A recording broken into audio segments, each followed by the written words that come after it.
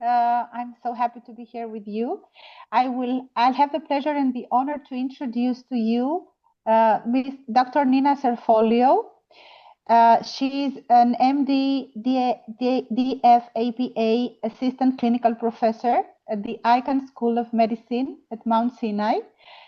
She is a nationally recognized psychiatrist and psychoanalyst specializing in trauma and terrorism.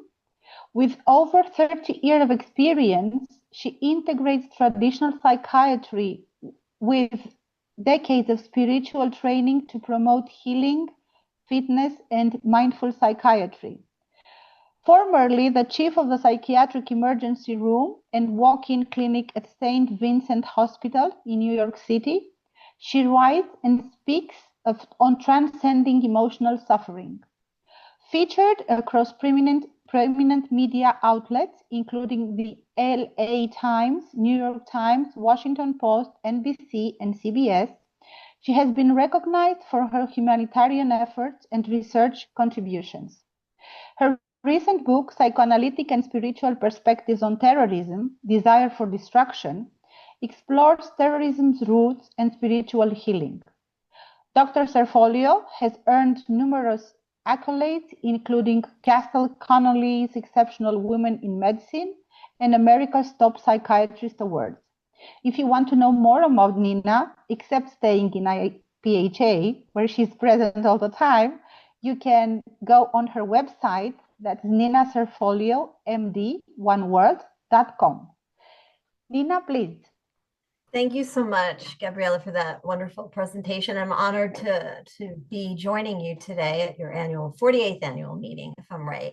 So I'm going to be talking about gun violence in our country and mostly school shootings, adolescent school shootings. And I would love your wisdom and insight if we can put our heads together to think about how we can better address parents and schools and the legal systems and mental health workers to get these children the psychiatric care that they deserve. And I know mental health stigma is a part of the problem, but I would love your input and into how we can better address this problem. So I'm going to be talking about gun violence, which is sadly an American epidemic. For a generation of young Americans, schools, once regarded as sanctuaries for learning, have become sites of terror. It has reached the stage that many of these children have survived 2 mass shootings in their traumatic life. And in my book, I go into everything I'm talking about, but also it's part autobiographical. So I survived 2 terrorist attacks. I was a first responder at 9/11, and I developed breast cancer as a consequence of going down there from the air. And while doing humanitarian work in the Second Chechen War, and Chechnya is still part of Russia, and they're mostly Muslims there. They've been fighting for independence from Russia for years. I was poisoned by an FSB agent. So if you want to read about that and this in more detail, it's in my book.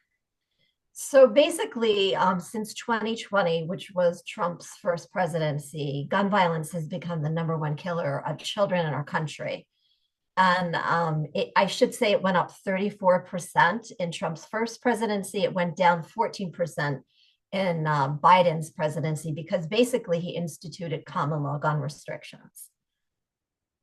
Psychiatrists in the legal system need to better communicate how serious, profound childhood abuse may predict future acts of violence.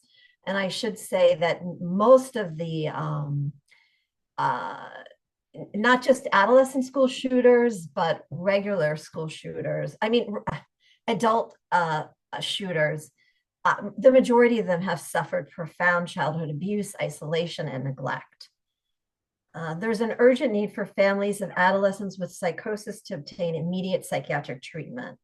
An interdisciplinary approach is needed among families, school counselors, law enforcement, mental health workers, and lawyers.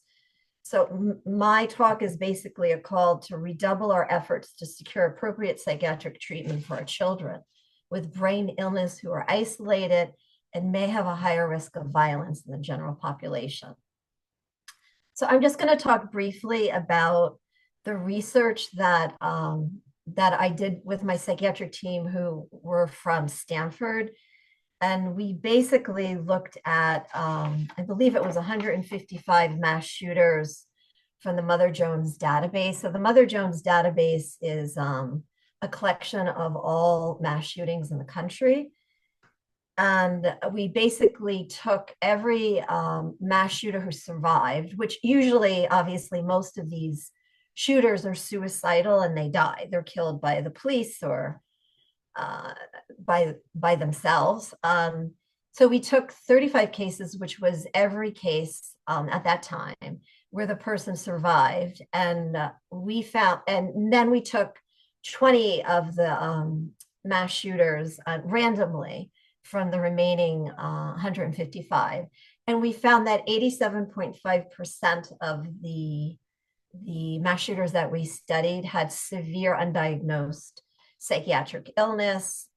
Often with the school shooters, tragically, these adolescents were misdiagnosed. Often they had psychosis or undiagnosed schizophrenia, and they often were misdiagnosed with attention deficit disorder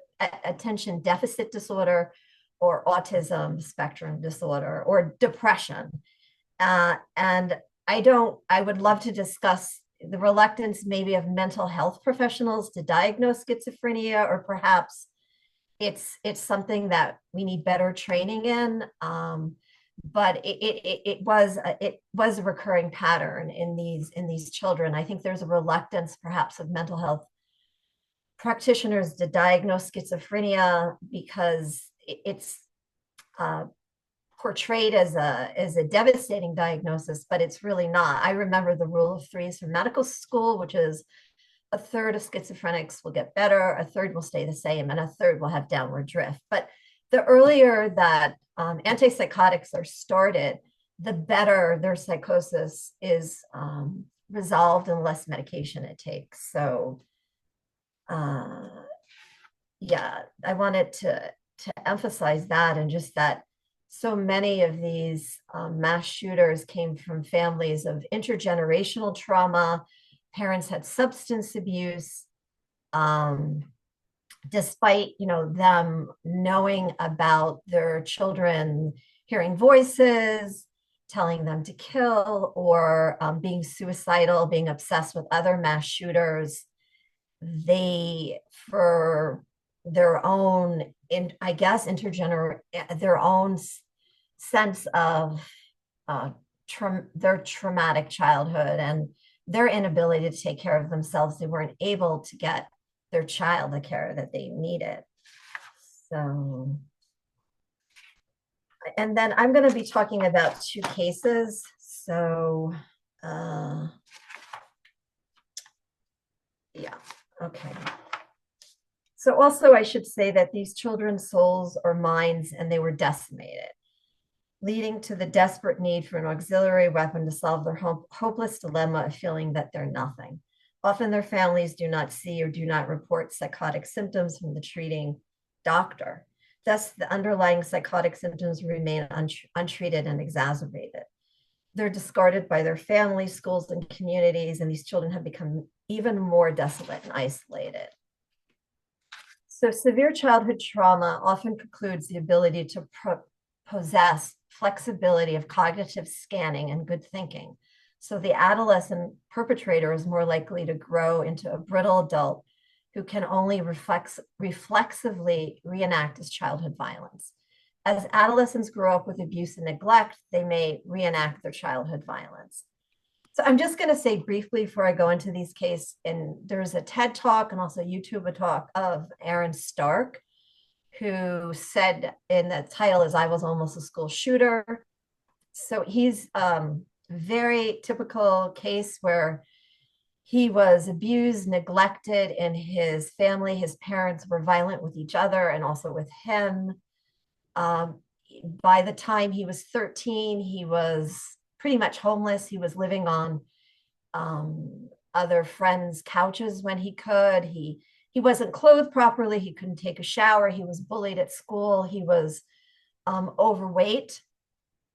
And He planned to go to get revenge. He was suicidal, but he was going to go to his high school. And I should also mention that all these kids are very smart, probably smarter than the doctors and the judges and the parents that are in their lives. And he was going to go to school to be a school shooter and then commit suicide. And he went to say goodbye to one of his friends who had taken him in periodically, allowed him to sleep on the couch. He said, "You don't look right. I want you to come in." He offered him a shower and food. And that simple act of kindness stopped his school shooting. And I highly recommend his YouTube or TED Talk. It's very profound and powerful. And I do believe that by simply reaching out to these troubled kids, it can make a difference. So the first case I'm going to present is ML, who was one of the adolescent mass shooters that we studied in our research study, because he typifies the complex consequences of loss, trauma, bullying, abandonment, and undiagnosed psychiatric illness that many of these adolescent mass shooters experienced. ML was at the time, he was a 19-year-old male. He not only endured significant trauma, was born with fetal alcohol syndrome due to his biological mother's alcoholism. In addition, he had periods of paranoia and heard a demon in his head telling him to kill. When I studied his case, I will never forget this. It was after the school shooting. He survived, and the police detective was talking to him, and he told the police detective that he heard a voice in his head telling him to kill, and the police detective told him to stop making things up. So this is like an example of how society and all of us minimize severe psychiatric symptoms, psychosis, and how we're not prepared to deal with it. And it really upset me when I viewed that video. I felt like it was bullying of him yet again. On someone who. Okay. So ML took an Uber to his high school and opened fire with a semi-automatic rifle. Tragically, he killed 17 students and injured another 17 at his high school. He was able to flee and blend in with other students, and he threw away his weapon. ML had been expelled the year previously from his high school. ML and his half-brother were adopted by their parents as small children and never knew their biological parents. ML grew up being bullied by his younger brother and his friends. After finding his adoptive 67-year-old father dead in his home, ML's behavioral problems escalated. He wrote about his loneliness, feeling that he would never be happy with his life and had no money or friends. After his adoptive father's death, a school psychiatrist wrote that ML had anger that was hard to control, and ML had reported a dream of his killing people and being covered in blood.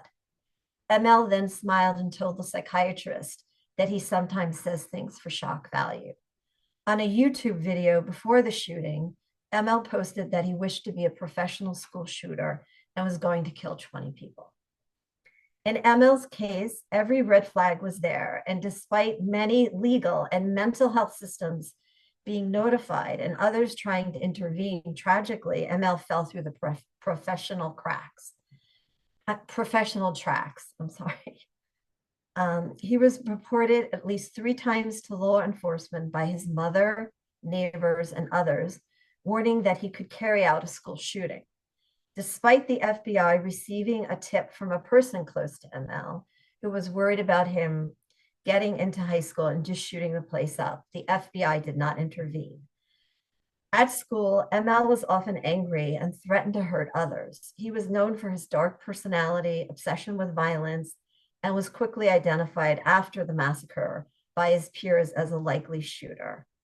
And I should say that in the majority of these cases, that the peers were always able to identify who the school shooter was if there was doubt about it, and the parents and the teachers and law enforcement and mental health workers were not able to come forth and identify who the shooter was, which I think is a profound commentary about how they're not recognized, they're marginalized, and they're not seen by society at large, except for their peers. So he had been suspended from his high school for fighting and was transferred to another school for troubled students. While in high school, a guidance counselor reported that ML drank gasoline, had other suicidal thoughts, and said that he had a gun and was thinking about using it. Mental health clinicians went to the high school to assess ML and said that he didn't own a gun. Tragically, they determined he didn't meet further criteria for mental health assessment. The following day, a school guidance counselor reported that ML wrote the word kill in his notebook and was concerned that ML might purchase a gun. The school guidance counselor placed a safety plan, which included his backpack being taken away and his being prevented from continuing target shooting with the school's JROTC program. So that's just another issue, which is why we have high school gun clubs in high school, given the fact that this is a problem in our country, and we're teaching children, and in this case, a disturbed, troubled, psychotic child who's bullied and isolated, how to load and arm a gun. And why this is prevalent still in our schools is a question that I don't really understand. Still, mental health clinicians chose not to hospitalize ML. Despite all these warning signs, a federally licensed gun store allowed ML to legally buy a .223 caliber rifle used in the mass shooting. Feeling shunned, ML spent a great deal of time feeling resentful and ruminating on past humiliations. Eventually, his ruminations evolved into fantasies of violent revenge. So the jury recommended ML be sentenced to life in prison, a move that many left, including the victim's loved ones, feeling disappointed and angry. Although many were shocked, some were not surprised, including me, by the jury's decision that the mitigating factors of this young man's life, meaning his undiagnosed mental health illness, his childhood abuse, isolation, his bullying, outweigh the crime's aggravated factors. So he was not put to death. And that's also a common recurring factor in these mass shooters, that despite the evidence not being in question that they were the mass shooter, that they killed many people, that they didn't get the death penalty, because often the mitigating factors of their undiagnosed psychiatric illness and background of childhood abuse and neglect is taken into consideration by the jury, and they're always, or usually, not always, but usually given a life sentence. There was one case that I studied where the man actually requested to be put to death, and tragically he was. So as seen in this tragic case with ML, school shooters are often victims of unheeded psychological turmoil. The role of malignant shame, compulsive fantasies of retaliation, and deficiencies in the capacity to think clearly all play a role in their assaults. Their violent vengeance can be understood in that it preserves perverted collective ties, sense of belonging, and social recognition. Too often, there's a history of disorganized attachment and full self-pathology that have important implications for their being radicalized and retaliating. Similar to ML getting caught up in the shame-rage cycle, too many of these young assailants who experienced bullying were unable to resolve their trauma and became overwhelmed with wishes of vengefulness. Profound isolation like that experienced by ML breeds loneliness. Loneliness is commonly experienced by these adolescent school shooters. The isolation of our children, in large part, comes from the limited emotional skills that they may learn from their families and being marginalized by their peers. They don't learn crucial coping strategies and healthy conflict resolution skills. So when they get angry, they're more likely to become overwhelmed and lash out in violent ways. Isolation can render a sense of psychological impotence, which is so often experienced in these adolescent school shooters. The societal pressure placed on our boys to constantly perform, compete, and achieve is not only emasculating, but contributes to these boys' feelings of chronic inadequacy. When these boys feel impotent, they may rush into counterphobic violent behavior, which temporarily instills a perverted sense of potency.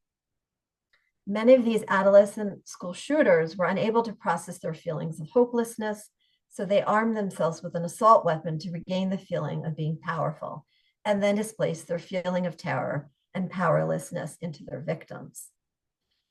So unfortunately, parents may tragically fail to intervene when they see red flags.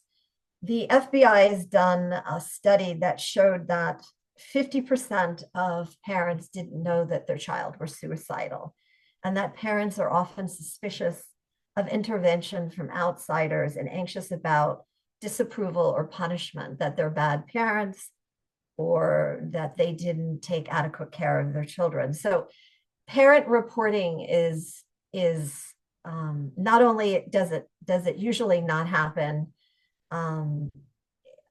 although I have studied cases where the mother will try to report it to the police, but often parents are not good reporters if their child is suicidal, because I think they fear judgment, that then they're not good parents.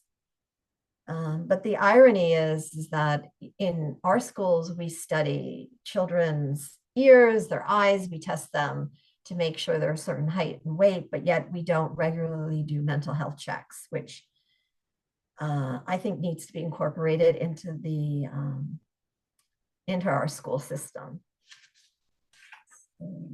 The lethal combination, struggling with isolation, untreated severe brain illness, and access to guns, allows some adolescents struggling with suicidal thoughts or revenge fantasies to turn their thoughts into reality.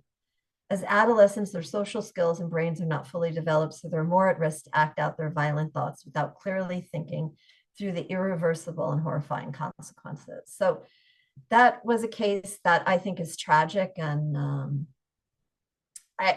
I often wonder if someone had just reached out to him with kindness and he had gotten the help that he needed, psychiatrically, if it would have been a different ending. The second case I'm going to present is the Oxford High School shooter, which is another tragic example of parents disregarding their child's mental health symptoms.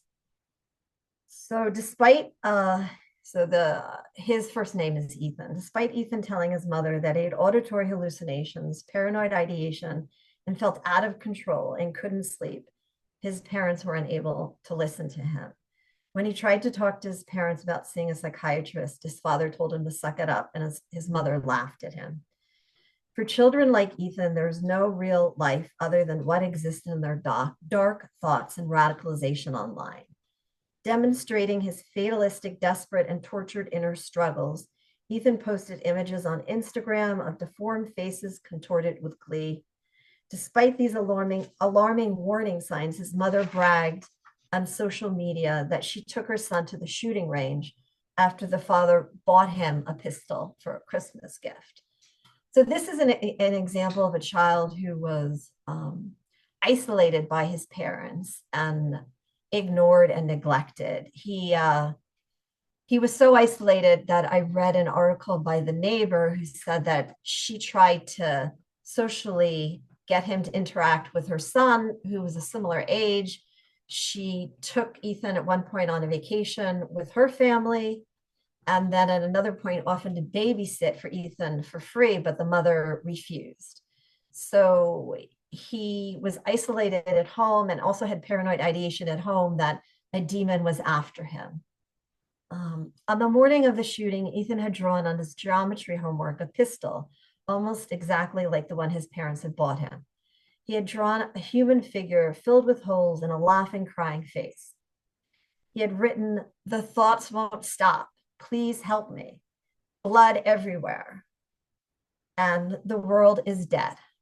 For children like Ethan, who are misunderstood, neglected, and most likely suffering from undiagnosed and untreated severe psychosis and brain illness, they often feel increasingly discarded by our society, that there's no place for them in the world.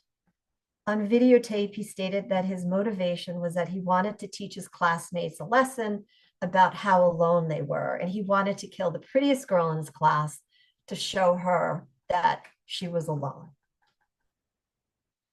Violence and death becomes the only option for these disenfranchised children.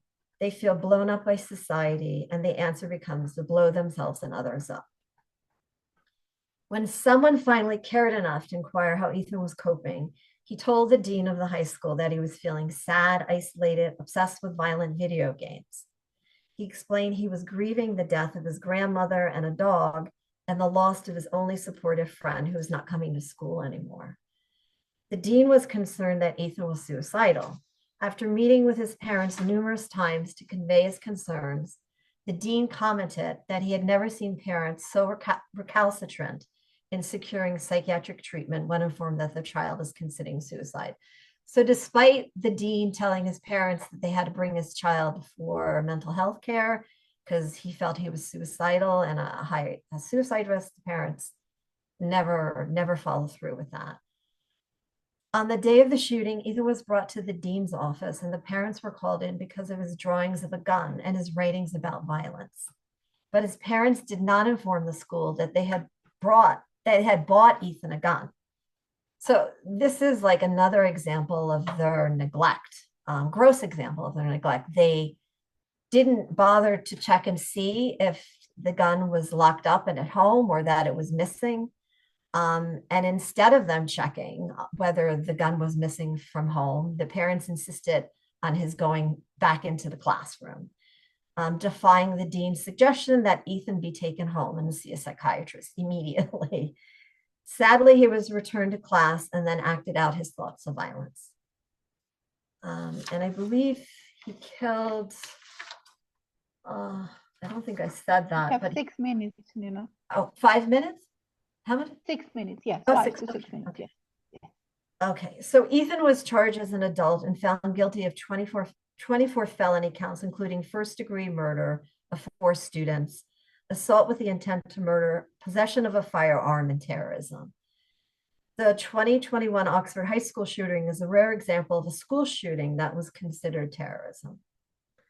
One of the 3 provisions of Michigan law defines terrorism as an act intended to intimidate a civilian population or affect the conduct of government through intimidation. The criminal complaint against Ethan refers to this 3rd condition of Michigan law and considers his violent act to have been committed against the Oxford High School community. So what was so remarkable in this case was that it was set a legal precedence in our country, that it was the first time that both of his parents were found guilty of involuntary manslaughter and were both sentenced to 10 to 15 years each. So that had never happened before. Many feel that it was negligent and irresponsible for his parents to be so reckless as to buy a gun and tell their teenager, who was isolated, paranoid, psychotic, obsessed with guns, and hearing command auditory hallucinations to kill, that it belonged to him. And since that time, obviously, there have been other parents that now have been found legally responsible for their child's violence. And an up and coming one is the Georgia high school shooter, with his father being held legally responsible for also buying his psychotic son a gun. The vengeful state of mind like that experienced by Ethan and so often experienced by the adolescent shooters can be seen as a psychological fixation that is held in place by the workings of hidden shame dynamics, which in extreme cases transform a prodromal disorganized shame state into a vengeful state of mind. Vengefulness is one example of shame rage cycles that can be understood as unacknowledged shames that triggers rage. In addition to psychiatric medication for psychosis, these assailants would have benefited from psychotherapy as well. The combination of medication and psychotherapy is a gold standard of the possibility of resolution. Working through this vengeful state of mind can lead to forgiveness, and forgiveness is seen as a working through of splitting, which is an important feature of resolving vengeful feelings. So just in conclusion, I would love to hear everyone's wisdom about what we as the mental health community can do to better inform parents to demand psychiatric treatment for their children who are suffering with psychosis, suicidal, and homicidal ideation. And I didn't present the last case, but it was of the Belgrade, Serbia high school shooting, where actually both parents are being held legally accountable for child abuse and neglect and buying their psychotic son a gun. It's the same story over and over and over again. Thank you for listening. Thank you, Nina. Thank you very much.